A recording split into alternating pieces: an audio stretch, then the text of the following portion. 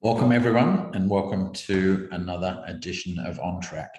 It's the 28th of February as I record that, our shortest month of the year, and what a crazy, interesting month it's been both locally and around the world. As I record this, the Noosa River is subsiding, but still lots of flood action in Brisbane, now down into New South Wales, and still up in Gympie. So lots of cleanup to be done, and hopefully everyone's survived okay. Lots happening around the world as well, and I'm going to take you through all of that, what's happening on markets. I'm going to share with you the performance numbers to the end of January, but also what's happened during February with news and charts up to that date. But firstly, as always, this general advice warning, this video is prepared for clients of McGregor Wealth Management, particularly those that use our CARE methodology for investing in our CARE investment process. All others welcome to use it, but please get advice before acting on anything you may hear. I'm going to cover economic news, and there's lots going on in the world. I'm going to dive into the war and geopolitical risks and what it might mean, as much as we can ever know. But we'll do that by glancing back at history and see what history tells us markets do in times like this. I'm not going to talk much, if at all, about COVID, but if it comes out, I'm sorry, but we're definitely on the recovery slope from there, it would appear. I'm going to touch on interest rates, inflation, and how that might impact property, but also try and keep perspective about where we sit with all of those things. So let's look at the news. And obviously the biggest news globally is Russia's invasion of the Ukraine. And as I speak, I think we're in a day 3 or 4. And it's quite fascinating. It's quite clear Putin is a power-driven megalomaniac, but it's also quite clear, he's got, there's Russians protesting, not many. And I was just listening. If you're a Russian and you protest without permission, first offence 14 days in jail, second offence 5 years in jail. The last 2 opposition leaders, one's in jail, one is dead. But Russia gets to see the rest of the world, unlike China. So the Russian people can see what's happening on Google, and you'll note that Ukraine is very busily posting lots of things. So Putin's propaganda is harder to be believed by the rest of the world because we can see what's happening. Fingers crossed that this thing is short-lived. It's been going on for a while. I'll talk more about it in a minute when I dive into a couple of issues. But yeah, we hope and pray that it's a very short-lived event. Restrictions easing in COVID. So as I say, I think we're at the downslope of that crisis. Given up predicting on there, but I'm not going to talk much about it at this stage. Australia has opened up its borders. So with a trickle, not a flood, pardon the pun. And yeah, we've started to see people coming back to Australia, and that's going to ramp up quickly. So I'll show you later in this issue some of our normal immigration figures and put that in perspective of what that might mean. We've had some pretty good profit season from our companies. So you'll see these 2 charts in the middle. In the top chart, it shows the percentage of companies that are reporting above market expectation, and the bottom chart shows up above from the year before. So there's a few things. So generally, companies do increase their profits every year, around about 2/3 on average, and that's what we're seeing at the moment. 2/3 of companies improving their profits from a year ago, and 43% of companies producing above market expectation profit. And keep in mind my model: when there's news that is good news and unexpected, it's a positive for the share market. When there's news that is bad news and unexpected, it's negative for the share market. One of the reasons the share market didn't react too badly to the Russian invasion is because it was expected. So despite a little tremor, the markets haven't gone down too much as at the time of recording. Same with company profits. It's got to be unexpected news to cause an uplift in the price for that company. But what I will point out here is the number of companies reporting below market expectations is a little bit higher than the last few years, not dangerously high, and it shows that some companies are still being affected by this. Wages are increasing, but slowly. You will have heard the Reserve Bank say that they're not moving up interest rates until they see wages growth, and they want to see wages growth above 3%. We saw wages growth this week coming in the high 2s, which is good. You see that from our chart down the bottom there. And the important thing with wages growth is, we've now got the black line there, which is the line on the right. We've now got one of the lowest unemployment rates or labour underutilisation rate that we've seen since before COVID, but all the way back to 2008. So that's a good sign. There's pressure in the labour market, but it hasn't translated yet into strong wages growth. The market's guessing that it does in the near term. The market's predicted that short-term interest rates will go up. But keep in mind, short-term interest rates are 0.1%. As you'll see from the table on the right here, the cash rate is still 0.1. The market is forecasting that's going to go up over the course of this year. But those numbers are now in the price. And we see that come through in some things right down the bottom of that table. Look at this, a 1% term deposit rate, up from about 0.5%. So we're seeing this a year out. A bit of action in the 10-year government bond rate, but I'll take you through the yield curve in a minute, which is all the interest rates at different years looking forward, and we'll see it peaks out at about 2%. So we still don't see markets predicting dire long-term interest rates or dire inflation. Australian and US dollar exchange rate pretty steady. Our inflation number up a bit more, 3.5%. But the Reserve Bank, you might expect them normally to be pushing up rates straight away with numbers like that, but they still think there's a lot of temporary elements in that number, which I agree with, and they want to see it flow into wages growth first, which they're just starting to see. So I think, certainly the second half of this year, we're going to see some increases to the cash rate, but mortgage rates and others, particularly fixed rates, have already responded. US inflation's double that in Australia, so 7.5%. They've got the same issue, just a much bigger spike, and that's where people are worried. But I'm going to show you one specific slide coming up, talk about the links with inflation and interest rates. Mortgage rates, there's a rate that's actually lower than last month on offer at 1.77. Variable rates haven't really changed. Fixed rates have gone up a little in the last little bit, but they're starting to get back the fixed rates to pre-COVID normals. And my thoughts on where interest rates are going is that we go back to pre-COVID normals. And then we see, when I say we, then the markets will work out how the world's coming out of this.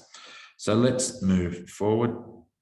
And portfolio returns, and this is to the end of January, obviously. Ironically, the month of February is going to be similar, where we're going to leave off where after the end of January, markets had gone up a little and they've come back down a little bit. They're kind of similar.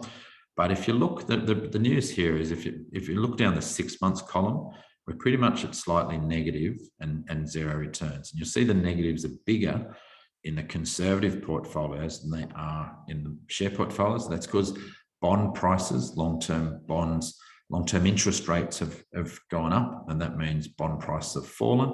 So slight capital losses in some of those bonds. But no real return. So we've been steady for the last 6 months. And if we look down to, say, Care Balance portfolio with all the bits in it, it's 0.02 over 6 months, a very healthy, almost 10% for the year, and over the 3 and 5 numbers that are exceeding our long-term targets. So certainly nothing to worry about. We have the market still at fair value, and it's probably just nudging slightly under that at the moment, but happy to leave it at fair. That means it's a good time to be investing. It's not a brilliant time, but it's a good time given a long-term aspect. And for anyone who's investing new money at the moment, we may dribble that in over a few months, but very comfortable. And this market view dial here is never, ever meant to be used for short-term timing. It's part of what we call our money on the move framework, and that's designed to help people who've got money on the move. So that is if they're about to pull money out, they're about to pull money in, but also the rebalancing that we do every time we sit down with you to pick the better times to top up reserves. So long-term investment returns on track, a bit of short-term negativity, but it's so minor and well within the normal volatility that you would expect. All part of our wall of worry framework. We are absolutely in the wall of worry, right in the middle at fair value. And there's a lot to be worried about right now. Wars, interest rates, inflation, floods. Not that has a major impact on our economy. It actually creates some spending. Money comes out of some pockets, insurance companies predominantly, and into the pockets of builders and others. And Australia's got a long, proud history of recovery from natural disasters. It is part and part of normal life here, and yeah, it doesn't have any significant economic impact, and certainly there's other things that'll have more of an impact than that. So the psychology of the market, as we say, sitting in that, we're not in a place where a significant downturn is likely. And I'll talk about geopolitical, so that's things like wars and political unrest, what type of impact they've ever had. But I will point out that out of all these downturns in the last 120 years, not one of them was caused by a war, a famine, a flood, a whatever, a major event. They're all caused by the cycle, by the human fear to greed cycle, fear to FOMO, and that pendulum. Every single one of them except for COVID, which was very quickly recovered. I went back as Russia invaded, and went back through the last 200 years of returns to look at major wars, which gave me a lot of comfort in what happens. But then we saw some figures come out from lots of people, which I'll show in the next slide. But I thought this month's investor behavior bias, I'd focus on oversimplification tendency. So this is a bias that says, in seeking to understand complex matters, humans tend to want clear and simple explanations, which is understandable. Unfortunately, some matters are inherently complex or uncertain and do not lend themselves to simple explanations. In fact, some matters are so uncertain that it's not possible to see the future with any clarity. In our view, many investment market mistakes are made when people oversimplify uncertain or complex matters. And as Albert Einstein is quoted here, make things as simple as possible, but no more simple. So I thought this was a very appropriate theme this month, because you'll see a lot of people out there trying to simplify things at the moment. War equals bad, war equals markets go down, inflation equals high interest rates equals stagflation. So they'll start to create patterns from the past. But I'm going to myth bust on a couple of those. Not to say we can predict anything that's going to happen, but it's good to see what's happened in the past. So let's have a look at some recent geopolitical events back to the 60s. And we're starting up there with the Cuban Missile Crisis, which was before I was born. But for those of you that may remember, it was when we were on the brink of nuclear war. Russia and the US were literally had the button ready as they fought over over Cuban missiles. I can't remember exactly how that finished, and there's been movies and things made, but yeah, as we're still here. And you see the market in that case dropped about 5%, on the initial crisis, but 2 and 3 years later, 6 months later, which is the light green, and 1 year later, it had well and truly got back to its normal path. President Nixon impeachment, not necessarily war, but the president of the free world, it turned to be negative there. And then the next year there was negative, but that was caused by in parallel the oil crisis and stock market crash that was caused by a boom in the lead up to that. The Iranian hostage crisis, the same. Soviet invasion of Afghanistan, 1979, the same. The Iraq War, the same. Little nervous downturns followed by market back to its normal self. And the same for the others there, including the Ukraine conflict that started in 2014 and has never actually stopped. 2014, Russia stole or annexed Crimea, which borders the Black Sea, to be back as part of Russia again, amongst a war not unlike this one. This one seems to be attracting more attention. I don't know if it's going to be worse or how different it'll be from the last one, but the world certainly wants to focus on this one. And I think it's kind of interesting. I think as we come out of COVID, it's a combination of this is a big one. It's Russia pushing back against NATO, the world's watching. This is the first of these things. It's pretty much being fought in a social media environment. So soldiers can be taking photos and posting them on Facebook. The resistance in the Ukraine are taking photos and putting them on TikTok. So we have a social media war. The good thing about that, there's good and bad in all these things. The bad is everything can be used for propaganda, but it's hard for Russia to sit there and say that Ukraine was causing genocide and there's other things when there's no evidence whatsoever. So the key message here is, despite our monkey brain going, oh, war equals bad, equals stock market's going to collapse and go terrible for years, that's not what history shows. The worst war of modern history, World War II, was a couple of bad years followed by 3 of the best years ever. And the thing to also remind you is the share market is a reflection of businesses. And during any crisis, but particularly wars, often there's more money spent. And for most of us, we get up every morning, we brush our teeth using Colgate shares, not shares, but the product. We shave using, we go about our business, we drink our orange juice, eat our cereal, and all this money is going to companies who continue to make profits. None of that stops for the masses. I'm very aware, that there's crisis going on in Ukraine, and we're seeing tremendous support from most of the world, except for, it was interesting, the UN vote unanimous, except for Russia against and China abstaining. But it was significant that China did not vote against it, but rather abstained. So even China's not outright endorsing Russia's invasion here. They will be watching with interest because they'll see it as a test of how the world reacts to someone taking over a nation state. Some people are trying to draw parallels to Taiwan, but they're very different beasts. I'm not going to go too much on about it. There's better brains than mine on solving this. And the reality is no one knows how this is going to play out. But it seems unlikely that Europe and the West has an appetite to send soldiers in. So we'll see what happens. But at the moment, the markets were up in Europe over last Friday. They won't open till tonight. Our market will open shortly, and it might open a little bit up, but it'll be fairly neutral. And we're certainly within that 5% sort of down band where we could certainly expect rebounds as the news gets less bad, and hopefully it does. Interest rates. So we're seeing interest rates start to go up. This is the yield curve in the left, Australia, on the right, the US. A yield curve is just a map of where interest rates are. You'll see along the bottom scale from the cash rate, still down very low, to right up to 30-year bonds. So if you give your money to the Australian government for 30 years, you get about 2.7%. The US, it's only about 2.2. That's not much of a rate. And you'll see it's gone up a little bit. So you can see 6 months ago, the orange line, the green line 1 month ago, and now the blue line. So it's gone up a little bit, but notice it's flat at the end. So the bond market is one of the biggest markets in the world. It's bigger than the share market. So the professional money in the bond market is saying this is their view on where interest rates will be in 10 years, which is effectively their view on the path for inflation. So the bond markets are saying inflation is likely to be transitory. It doesn't mean they'll be right. And this is, every time something changes, everything changes. So, but right now, the smartest people in the world think that inflation is transitory.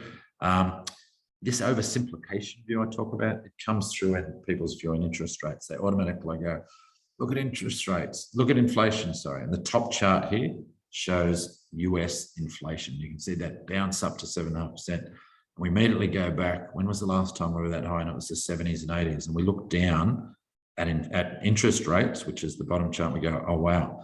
When inflation goes up, interest rates go up. That's bad. In our oversimplification bias, but we go, well, does it?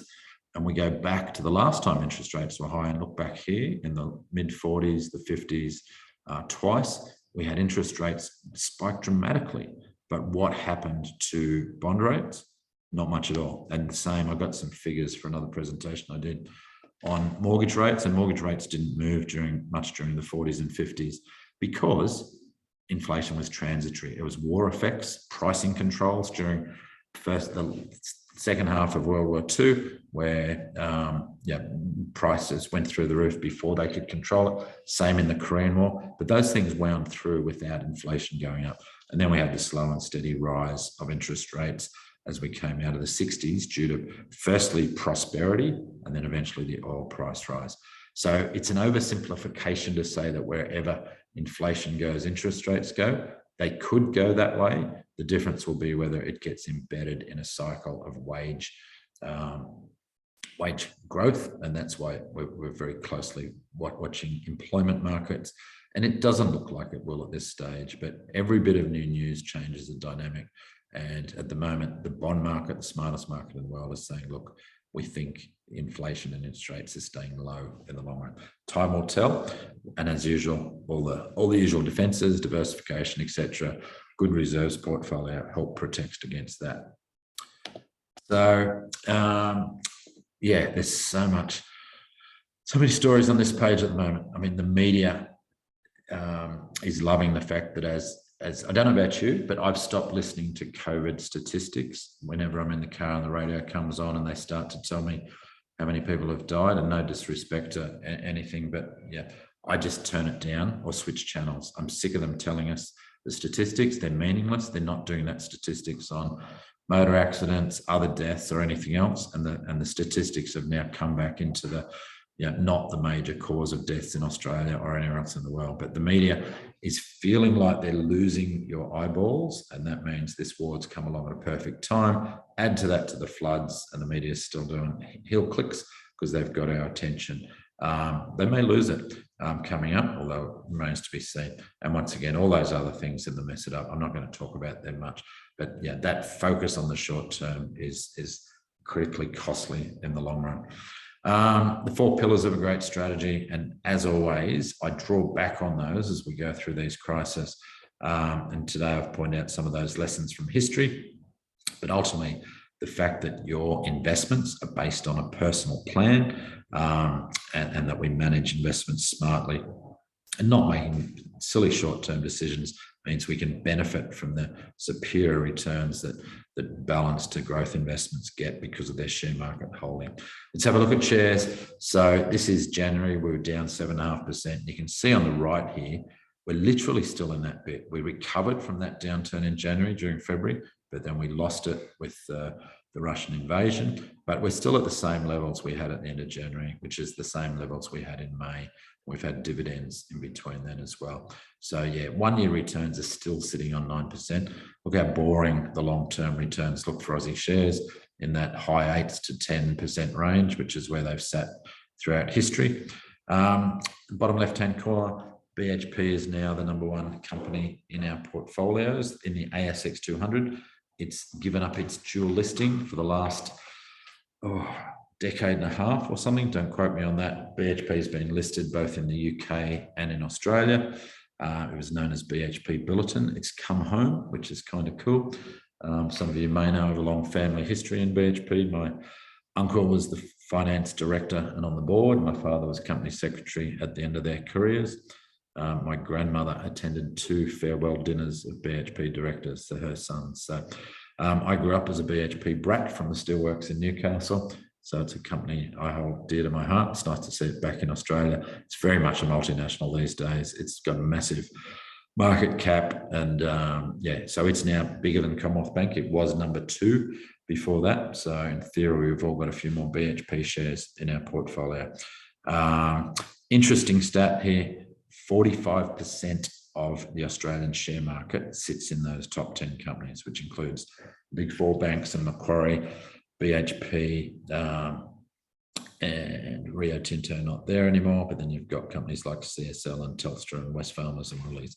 Not a bad top 10 to have a concentration risk, a nice spread. US shares, same story, although we're actually below where we were at the end of January now. So bigger impact on US shares than Aussie shares. They're still unwinding that tech crisis I talked about last month. But when you look at the 1-year return, still sitting extremely healthily. So January was actually up for US shares. That's gone. 1-year returns were 31%. That'll be wound back to mid-20s, but still extremely healthy, extremely important component. And if you look at those companies, so in this case, 24% of shares in America are held in those top 10, which includes Apple, Microsoft, Amazon, Google, Tesla, Facebook, now called Meta. Facebook's lost about 50% of its share value over the last little while. That's a complex story. I won't go into it for this one. Berkshire Hathaway, Warren Buffett's company, still hangs there in the top 10. It is, of course, a significant shareholder in Apple. It's enjoying amazing dividends from Apple. And Microsoft, for that matter, 2 companies which are going great and will not be affected in any way by wars, and they weren't impacted except for the positive on the pandemic.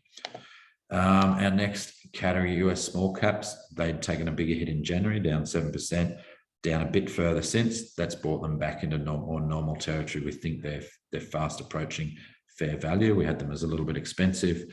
Less companies in there that you'll know of. I don't know of any of those with any degree of knowledge, but you see in the 5-year chart on all these that the dip, which was the pandemic, well and truly recovered from, but we're seeing the same pattern, a bit of a flat 6 months for all of these. Global leaders, top 100 companies in the world, part of that's a bit of a repeat of Microsoft, Apple, etc. Down 2.5% in January, down further since. And yeah, we'll likely see a rebound in those, well, depending on what happens with Russia, Ukraine, and the many other things happening in the world.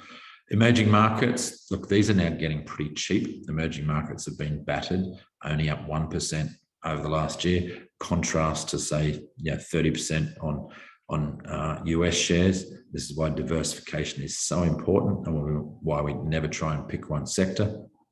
But yeah, most asset allocators around the world are saying emerging markets should be a good place for returns going forward.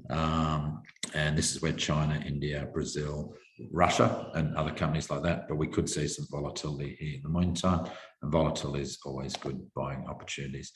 Gold, interestingly, it's been flat the last little while, and not really showing a spike there, which is interesting.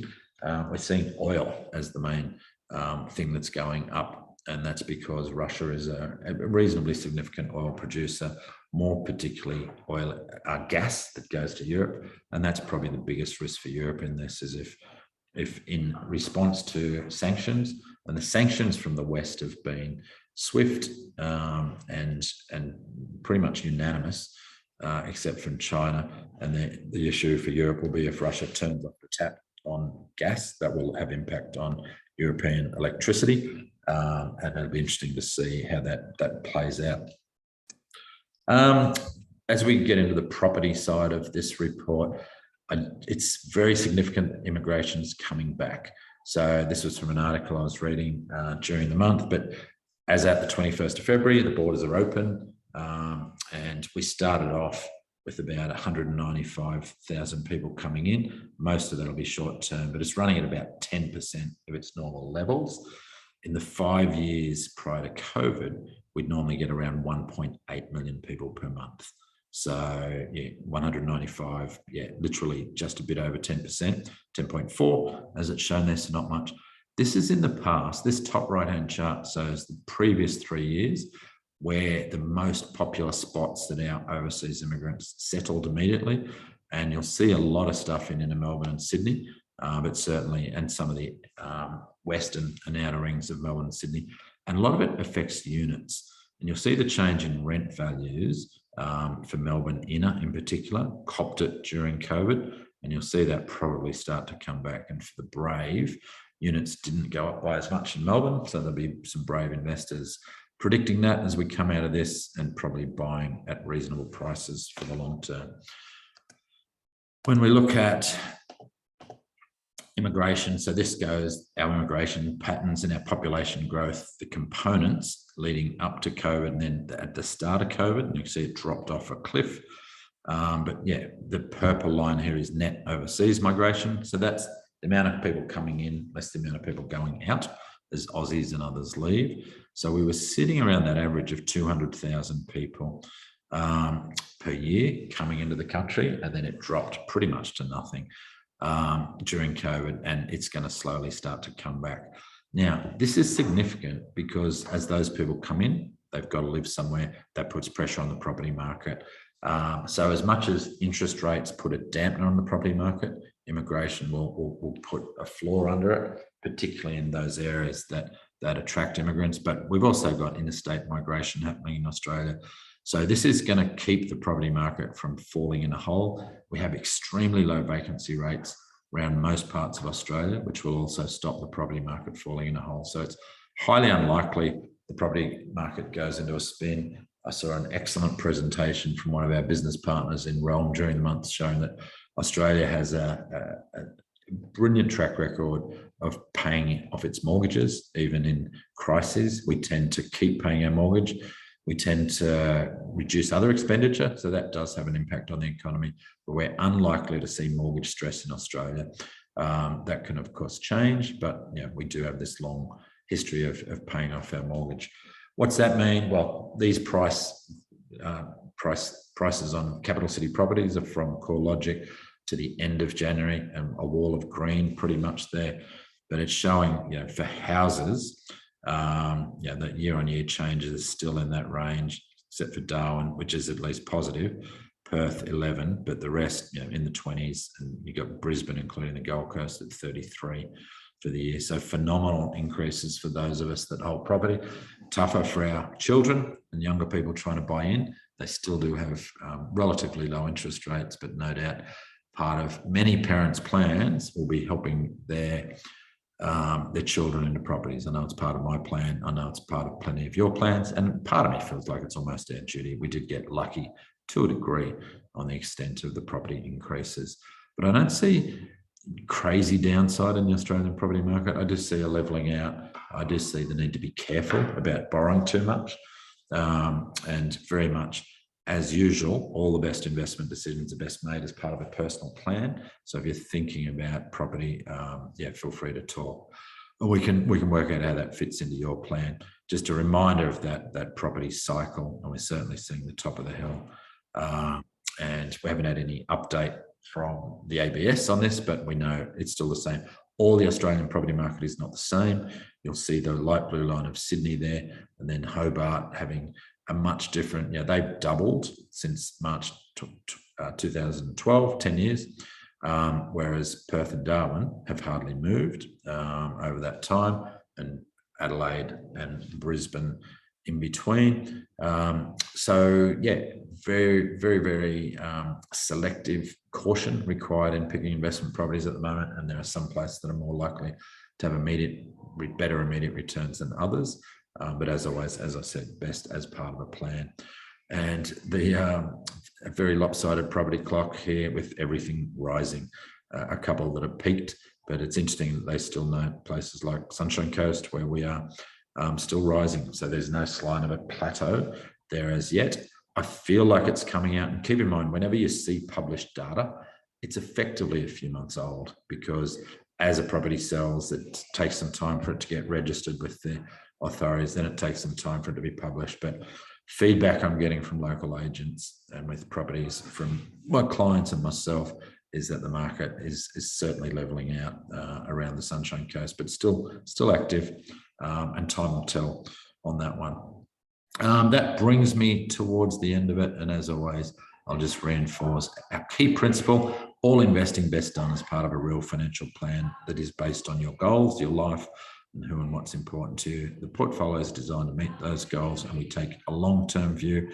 The beautiful boring diversification, smart asset allocation, liquidity are the keys in the long term. And we get the returns through mostly low-cost index for most gross markets.